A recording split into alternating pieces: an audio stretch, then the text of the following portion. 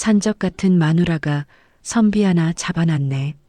아이고, 저 덩치로 장터 짐꾼질이라니. 남자도 저렇게 못생겼는데. 그래도 남편 공부시킨다고 20년째 저러고 사는 거 보면 참 기특하긴 해. 새벽 5시 장터로 향하는 산길에서 복수는 지게에 쌀가마니 3개를 쥐고 있었습니다. 육중한 체구의 거친 손, 그을린 얼굴. 하지만 그 눈빛만큼은 맑은 샘물처럼 깊고 투명했습니다. 복수는 마을 사람들의 수군거림 따위는 이미 귀에 들어오지도 않았습니다. 산모퉁이를 돌아 집에 당도하자 마루에서 낡은 고서를 펼쳐놓고 있는 남편 경식이 보였습니다. 선비 같은 단정한 인상, 가늘고 긴 손가락. 20년째 고시를 준비하는 남편은 여전히 책 속에 파묻혀 있었습니다. 복수는 지게를 내려놓으며 작은 미소를 지었습니다. 남편의 꿈을 지켜주는 것, 그것이 자신의 유일한 행복이었습니다. 부엌으로 들어서자 시어머니 금난이 눈을 부라리며 기다리고 있었습니다. 복순이 내려놓은 쌀가마니를 보더니 혀를 찼습니다. 아들의 아침상을 차리는 복순의 뒷모습을 째려보며 금난은 방으로 들어가 문을 쾅 닫았습니다. 26에 민속씨름 천하장사 출신인 복순과 40에 가까워서야 겨우 장가든 아들. 금나는 며느리가 평생 못마땅했습니다. 복수는 된장찌개를 끓이며 가마솥 뚜껑을 열었습니다. 구수한 냄새가 퍼져나갔습니다. 이 장맛은 시댁의 5대 가업이었습니다. 복순의 거친 손은 장독대를 돌볼 때만큼은 섬세한 예술가의 손길로 변했습니다. 아무도 몰랐지만 복순에게는 천하장사의 힘만이 아니라 장인의 손재주도 있었습니다. 상을 들고 마루로 나가는 복순의 뒤에서 경식이 고개를 들어 아내를 바라봤습니다. 미안함과 감사함이 뒤섞인 눈빛. 하지만 그는 곧 다시 책 속으로 고개를 묻었습니다. 정오가 지날 무렵 마을 어귀에 검은색 승용차 2대가 멈춰 섰습니다.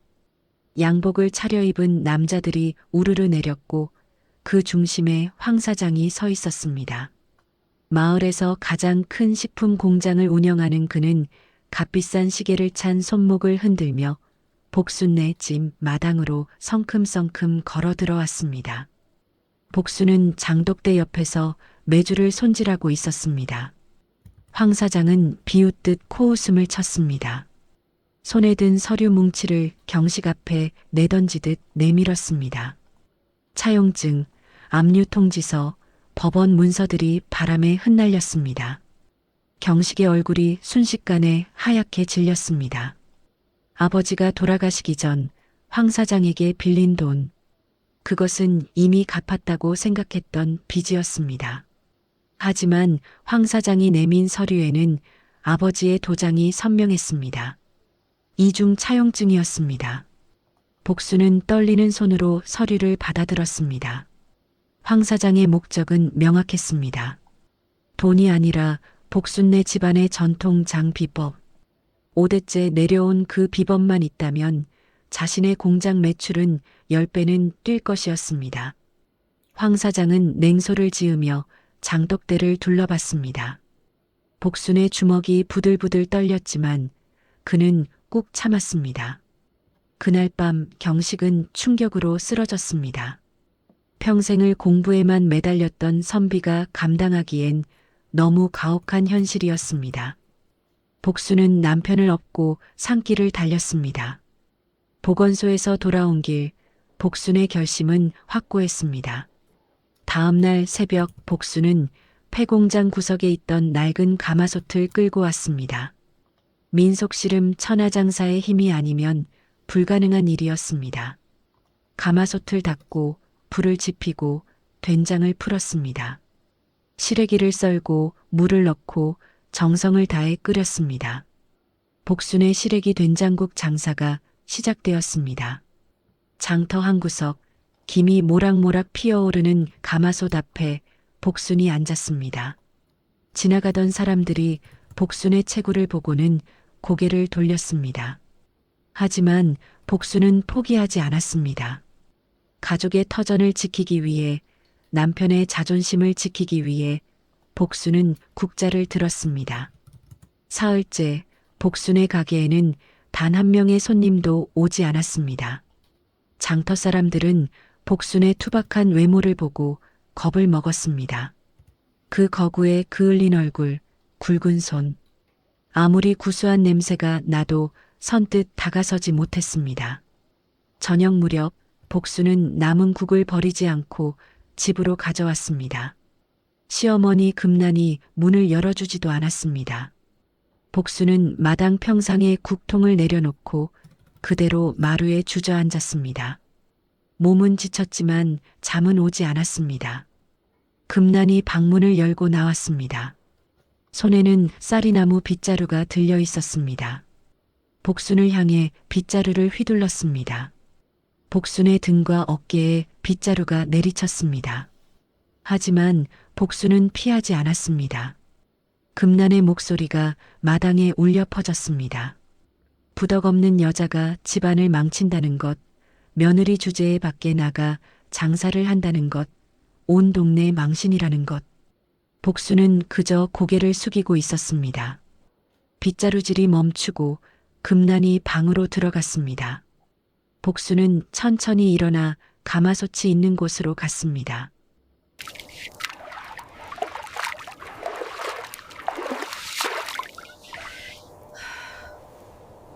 차가운 물을 길어다가 솥을 닦기 시작했습니다. 손이 트고 무릎이 시렸지만 복순은 멈추지 않았습니다. 밤하늘의 별을 보며 복순은 중얼거렸습니다. 어머니, 두고 보세요. 이 솥에서 우리 집안 다시 일어날 겁니다. 복순의 목소리는 작았지만 단호했습니다.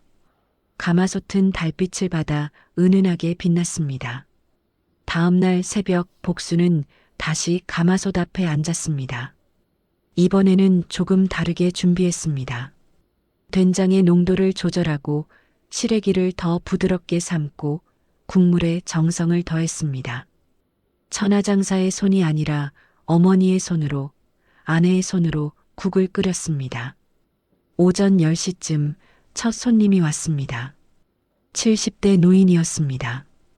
허리가 굽은 채 지팡이를 짚고 천천히 다가왔습니다. 복순은 정성스럽게 국 한 그릇을 떴습니다. 노인은 한 숟가락 떠서 입에 넣었습니다. 그리고 눈을 감았습니다. 노인의 눈가에 눈물이 맺혔습니다. 노인은 그릇을 비우고 나서 복순의 손을 꼭 잡았습니다. 돌아가신 어머니가 끓여주시던 그 맛이라고, 평생 잊을 수 없는 그 맛이라고 말했습니다. 복순의 눈에도 눈물이 고였습니다. 노인은 다음 날도 그 다음 날도 찾아왔습니다. 그리고 입소문이 퍼지기 시작했습니다. 한 달이 지나자 복순의 가게 앞에는 줄이 섰습니다. 처음에는 복순의 덩치를 보고 겁먹었던 사람들이 이제는 그 투박한 손에서 나오는 위로의 맛을 찾아왔습니다. 공사장 인부들, 시장 상인들, 혼자 사는 노인들, 모두가 복순의 국 한 그릇에서 위안을 찾았습니다. 복순은 벌어들인 돈을 한 푼도 쓰지 않고 모았습니다. 남편 경식의 마지막 시험 준비를 위한 학원비였습니다. 복순 자신은 약도 사 먹지 않았습니다. 며칠 전부터 몸이 붓기 시작했지만 병원에 갈 시간도 돈도 아까웠습니다. 새벽부터 밤까지 가마솥 앞에 앉아 국을 끓이고 밤에는 집에 돌아와 시어머니의 구박을 견뎌냈습니다. 경식은 아내의 희생을 알고 있었습니다. 하지만 20년 공부의 마지막 관문, 그는 포기할 수 없었습니다. 매일 새벽 아내가 나가고 난 후 경식은 책상 앞에 앉았습니다. 아내를 위해서라도 반드시 합격해야 했습니다. 그것만이 아내에게 보답하는 길이라고 믿었습니다. 어느 날 저녁 복순이 집에 돌아왔을 때 경식이 달려나왔습니다. 최종 합격자 발표일이 잡혔다는 소식이었습니다. 복순은 남편을 꽉 껴안았습니다. 붓기로 무거워진 몸이었지만 그 순간만큼은 가벼웠습니다. 금난도 방문을 살짝 열고 그 모습을 지켜봤습니다. 며느리의 헌신이 처음으로 가슴에 와닿는 순간이었습니다. 복수는 그날 밤 가마솥을 닦으며 기도했습니다. 남편이 합격하게 해달라고, 가족이 행복하게 해달라고. 가마솥은 복순의 기도를 담아 고요히 빛났습니다. 복순의 가게가 번창하자 황 사장이 움직이기 시작했습니다. 조직원 3명이 복순의 가게로 찾아왔습니다. 건장한 남자들이었지만 복순 앞에서는 왜소해 보였습니다. 그들은 장사를 접으라고 협박했습니다. 이 장터는 황 사장의 구역이라는 것, 허락 없이 장사하면 가만두지 않겠다는 것. 복순은 국자를 내려놓고 천천히 일어섰습니다. 민속씨름 천하장사 출신의 위압감이 풍겼습니다. 조직원들이 뒤로 물러섰습니다. 하지만 복순은 주먹을 쥐는 대신 가마솥으로 돌아갔습니다. 국을 3그릇 떠서 그들 앞에 내밀었습니다. 조직원들은 어리둥절했습니다. 복순이 조용히 말했습니다. 배고프시겠다고, 드시고 가시라고. 그들은 서로 눈치를 보다가 한 명이 먼저 숟가락을 들었습니다. 1숟가락, 2숟가락. 그들은 그릇을 비웠습니다. 복순은 다시 말했습니다. 사람 대접받고 싶으면 사람답게 살라고. 조직원들은 고개를 숙였습니다. 그들 중 한 명이 말했습니다. 자신들도 먹고 살려고 이 일을 한다고, 미안하다고. 복순은 그들의 어깨를 두드렸습니다. 힘든 일 있으면 언제든 오라고, 국 한 그릇은 언제든 대접하겠다고 말했습니다. 그날 이후 조직원들은 복순의 조력자가 되었습니다. 황 사장 몰래 복순에게 정보를 흘려줬습니다. 황 사장이 다음에 무슨 수를 쓸지, 어떤 압박을 가할지 미리 알려줬습니다. 복순은 그들에게 감사했습니다. 그들도 복순의 국을 먹으며 조금씩 변해갔습니다. 황 사장은 분노했습니다. 자신의 조직원들마저 복순 편이 되었다는 사실에 이를 갈았습니다. 하지만 황 사장에게는 아직 비수가 남아 있었습니다. 복순네 집안의 가장 약한 고리, 바로 경식의 시험이었습니다. 황 사장은 음흉한 미소를 지으며 전화기를 들었습니다. 시험 당일 새벽 복순은 피를 토했습니다. 화장실 세면대가 붉게 물들었습니다. 몇 달간 참아온 병세가 한계에 다다른 것이었습니다. 복순은 입을 헹구고 거울 속 창백한 자신을 마주했습니다. 하지만 주저앉을 수 없었습니다. 오늘은 남편의 인생이 결정되는 날이었습니다. 부엌으로 들어간 복순은 떨리는 손으로 도시락을 쌌습니다. 남편이 좋아하는 김치, 정성껏 구운 생선, 따뜻한 밥. 도시락 뚜껑을 닫는 순간 다시 한번 구역질이 올라왔습니다. 복순은 입을 막고 참았습니다. 경식이 방에서 나오는 소리가 들렸습니다. 경식은 정갈하게 차려입은 모습이었습니다. 20년을 기다린 이날 그의 얼굴에는 긴장과 희망이 교차했습니다. 복순은 남편의 옷깃을 매만져주며 미소를 지었습니다. 경식은 아내의 창백한 얼굴을 보았지만 아무 말도 하지 못했습니다. 복순이는 괜찮다고 시험만 잘 보고 오라고 말했습니다. 시험장으로 향하는 버스 정류장까지 복순은 남편을 배웅했습니다. 버스가 떠나고 복순은 그 자리에 주저앉았습니다. 온몸에 힘이 빠졌습니다. 하지만 가게를 열어야 했습니다. 손님들이 기다리고 있었습니다. 복순은 비틀거리며 일어나 장터로 향했습니다. 오후 3시 마을회관에서 다급한 전화가 걸려왔습니다. 경식이 시험장에서 쓰러졌다는 소식이었습니다. 복순은 국자를 떨어뜨렸습니다. 손님들이 놀라 일어섰습니다. 복순은 가마솥불을 끄고 달려갔습니다. 시험장까지 가는 버스 안에서 복순은 기도했습니다. 시험장 앞 보건실. 경식은 침대에 누워 있었습니다. 의사가 말했습니다. 극심한 스트레스로 인한 일시적 쇼크라고, 시험은 끝까지 치렀다고. 복수는 남편의 손을 잡았습니다. 경식이 눈을 떴습니다. 그의 눈에는 공허함만 가득했습니다. 시험을 망쳤다고, 또 떨어졌다고 중얼거렸습니다. 일주일 후 결과가 발표되었습니다. 불합격. 경식은 집안에 틀어박혔습니다. 밥도 먹지 않고 말도 하지 않았습니다. 복수는 문 밖에서 남편을 걱정했지만 할 수 있는 것이 없었습니다. 금나는 복순을 원망했습니다. 며느리가 밖에서 장사를 해서 아들이 집중을 못했다고, 모든 게 복순 탓이라고 소리쳤습니다. 며칠 뒤 경식이 집을 나갔습니다. 새벽에 아무 말 없이 사라졌습니다. 복수는 미친 듯이 마을을 뒤졌습니다. 하지만 경식은 어디에도 없었습니다. 보름이 지났습니다. 경식의 행방은 오리무중이었습니다. 복수는 낮에는 가게를 열고 밤에는 남편을 찾아 헤맸습니다.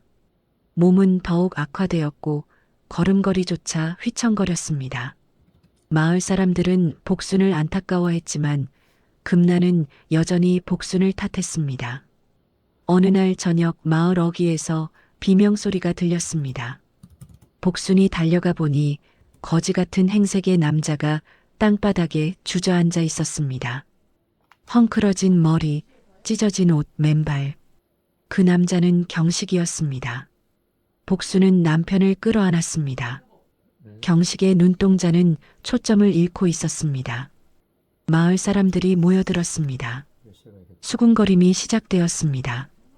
공부만 하더니 미쳤다고, 20년 세월을 헛되이 보냈다고, 저런 사람이 과연 제정신으로 돌아올 수 있겠냐고 비웃었습니다. 복수는 남편을 업고 집으로 돌아왔습니다. 경식은 방 한구석에 웅크리고 앉아 허공을 바라봤습니다. 금나는 방문을 걸어 잠그고 통곡했습니다. 아들이 미쳐버렸다는 사실을 받아들일 수 없었습니다. 복수는 남편 곁을 지켰습니다.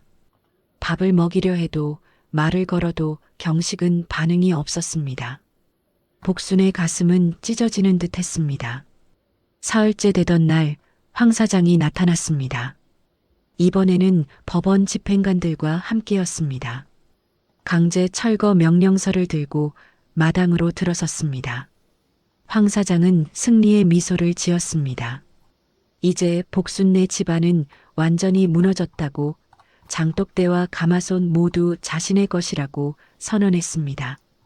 복수는 장터가게로 달려갔습니다. 철거반 인부들이 이미 도착해 있었습니다. 가마솥을 트럭에 싣기 위해 로프를 걸고 있었습니다. 복수는 그들을 밀쳐내고 가마솥 앞에 섰습니다. 하지만 인부들은 복순을 제압하려 했습니다. 황 사장이 뒤에서 재촉했습니다. 복수는 과거 조직원들에게 국을 대접했던 그 사람들을 찾았습니다. 하지만 그들은 황 사장의 압박에 못 이겨 고개를 돌렸습니다. 복수는 혼자였습니다. 가마솥이 기울어지기 시작했습니다.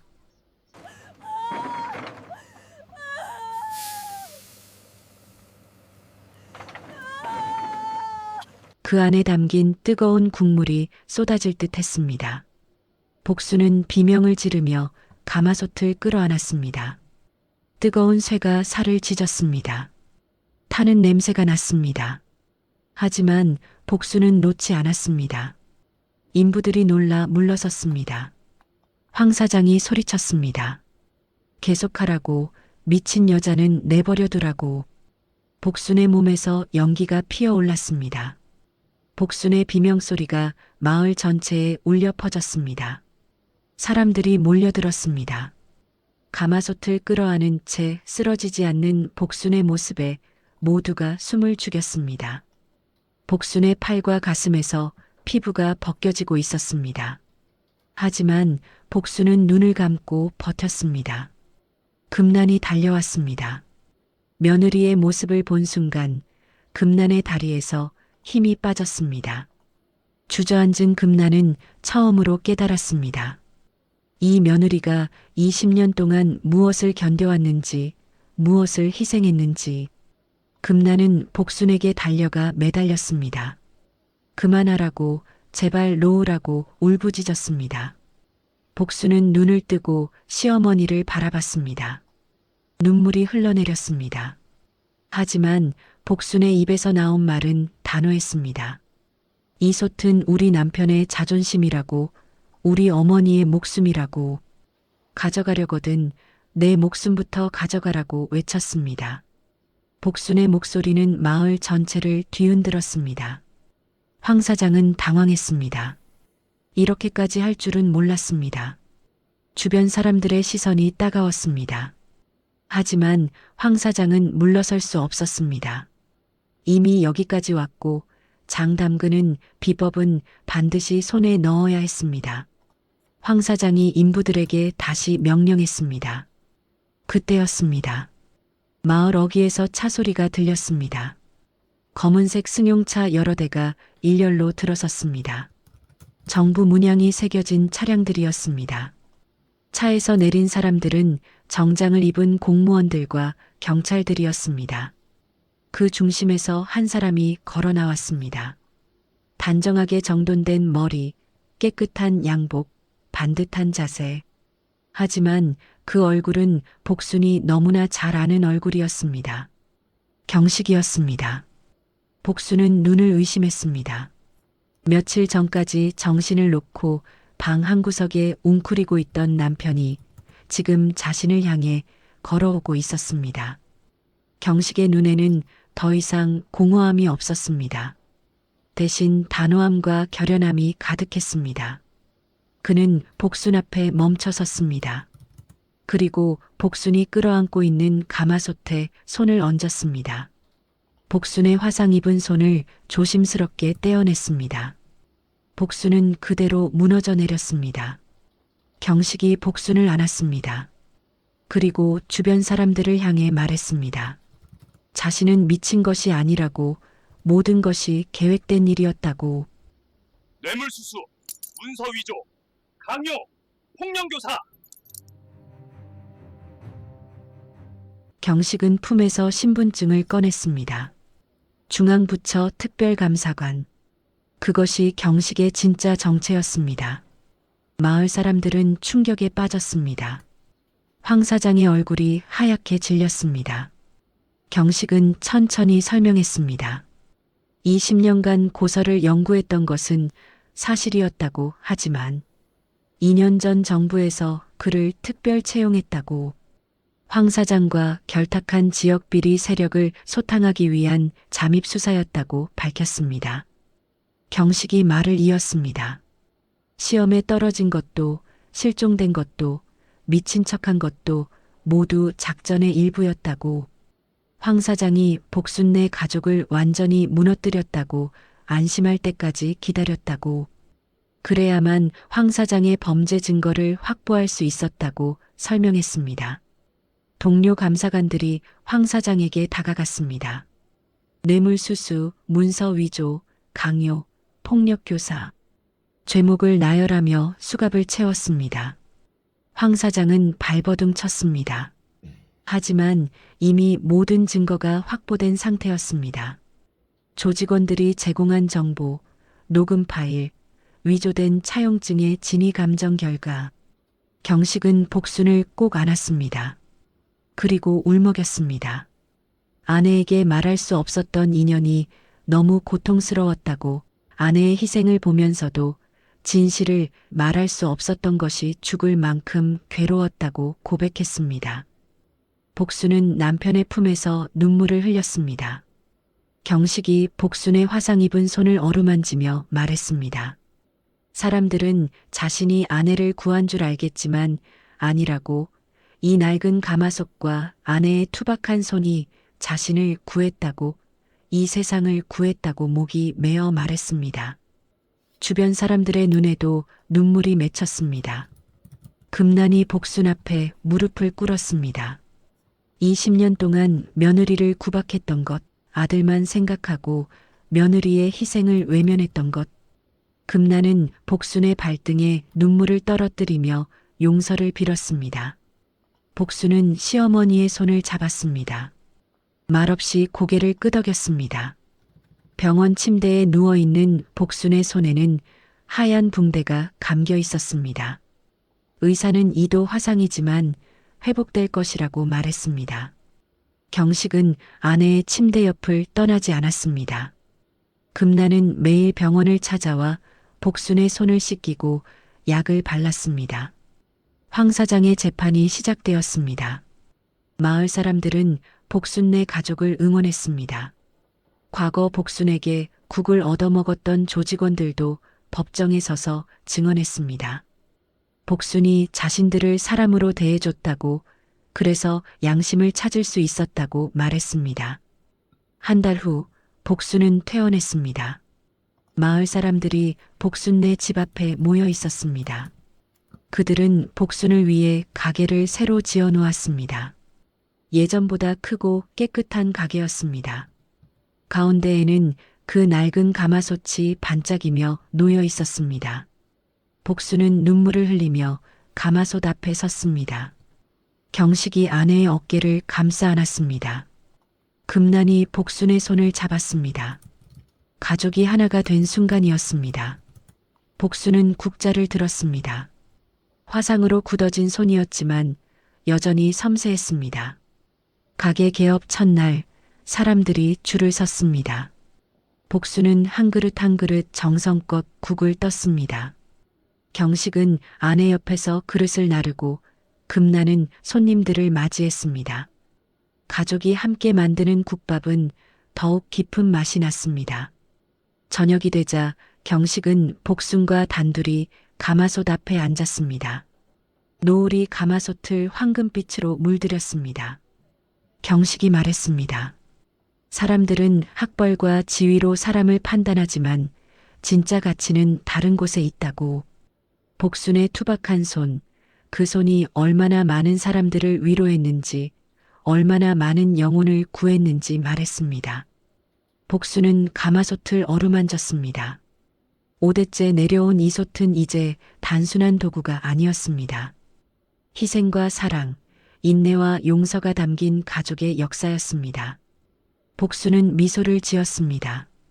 이 솥에서 끓인 국으로 더 많은 사람들에게 위로를 전하겠다고 다짐했습니다. 밤하늘에 별이 떠올랐습니다. 가마솥은 별빛을 받아 은은하게 빛났습니다. 그 빛은 마을 전체를 감싸 안았습니다. 복순과 경식, 금난이 함께 앉아 별을 바라봤습니다. 인간의 진정한 가치는 겉모습이 아니라 타인을 위해 타오르는 가마솥 같은 심장에 있다는 진리. 그 진리가 황금빛 별처럼 영원히 빛나고 있었습니다. 복순은 남편의 손을 잡았습니다. 시어머니가 두 사람의 손 위에 자신의 손을 포겠습니다. 세 사람의 손은 하나가 되어 가마솥처럼 따뜻했습니다. 그리고 그 따뜻함은 영원히 식지 않을 것이었습니다. 이 채널은 가슴 깊은 곳을 울리는 리얼 인생사연 한편으로 바쁜 일상 속에서 잠시 멈춰서서 누군가의 삶을 통해 희로애락의 깊은 결을 함께 느끼고 당신의 하루의 작은 위로, 큰 울림으로 남길 바랍니다. 구독과 좋아요 부탁드릴게요. 댓글로 나누는 당신의 한 문장은 누군가에게 또 다른 감동을 만듭니다.